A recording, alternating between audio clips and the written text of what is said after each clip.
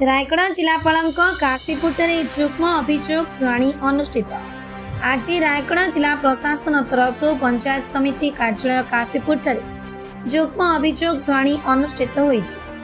ଜିଲ୍ଲାପାଳ ଶ୍ରୀ ଆଶୁତୋଷ କୁଲକର୍ଣ୍ଣୀଙ୍କ ଅଧ୍ୟକ୍ଷତାରେ ଅନୁଷ୍ଠିତ ଏହି ଅଭିଯୋଗ ଶୁଣାଣି ଶିବିରରେ ଆରକ୍ଷୀ ଅଧୀକ୍ଷକ ସ୍ୱାତି ଏସ୍ କୁମାର, ଅତିରିକ୍ତ ଜିଲ୍ଲାପାଳ ଶ୍ରୀ ନିହାର ରଞ୍ଜନ କହଁର, ନିର୍ବାହୀ ଅଧିକାରୀ ତଥା ଉନ୍ନୟନ ଅଧିକାରୀ ଜିଲ୍ଲା ପରିଷଦ ଶ୍ରୀ ଅକ୍ଷୟ କୁମାର ଖେମୁଣ୍ଡୁ, उपजिलापाल श्री रमेश कुमार चेला, जिला मुख्य जनस्वास्थ्य अधिकारी डाक्टर पी सरोजिनी देवी, समिति अध्यक्ष कंठ माझी प्रमुख योगदान करी शुणाणी करथिले।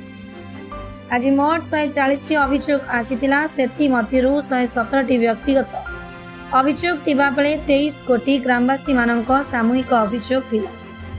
2 जनकु रेडक्रॉस पांठिरु 35,000 टंका जिलापाल प्रदान करिसथि।